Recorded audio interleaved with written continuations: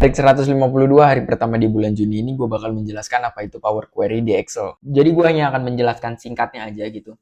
Jadi Power Query itu dimana lu bisa menganalisis banyak data gitu dari banyaknya file. Tapi file itu harus ada di dalam satu folder. Lu bisa menganalisis itu semua file di dalam satu worksheet yang sama. Nah, caranya itu gimana? Lu pertama pergi dulu ke data.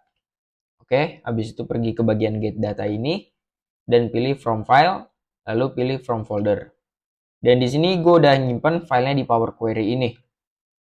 Jadi di file ini ada data tahun 2022, 2023, dan juga 2024. Lalu gue open. Dan ya, nanti bakalan muncul seperti ini. Nah, karena gue mau nganalisis dulu datanya kan, maka gue pilih yang combine ini. Lalu pilih combine and transform data. Dan pilih order data, lalu oke.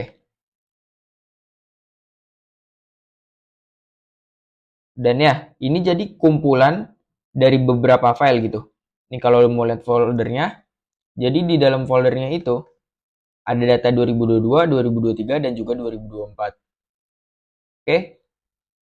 Nah, di Power Query ini tampilannya bakalan seperti ini. Dan di sini kita bisa menganalisis sesuai yang kita butuhkan aja gitu. Misalnya, contoh gue pengen ini aja, misahin antara customer ID ini nih, antar stripnya.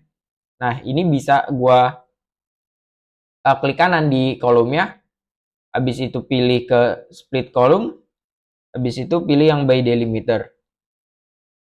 Habis itu ini udah berdasarkan strip, lalu oke aja. Dan ya bakalan kepisah seperti ini. Dan ini data-datanya bisa lu analisis sesuai kebutuhan lu. Dan di sini misalnya gue mau filter nih, ini data yang XXX ini nggak mau gue tampilin. Dan ya udah, gue bisa uncheck data XXX tersebut.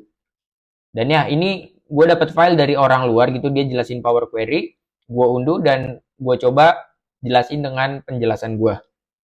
Nah, habis itu udah lu mau export nih ke Excel, ya udah lu tinggal pilih close and load yang ini, close and load, dan ya nanti bakalan muncul datanya seperti ini. Ini data dari 3 file yang tadi yang ada dalam satu folder. Dan hebatnya lagi Power Query itu, lu lihat, ini kan datanya tuh sampai 2024 doang kan, dari 2022 sampai 2024. Nah misalnya ada data baru yang masuk ke folder ini, misal nih gue masukin data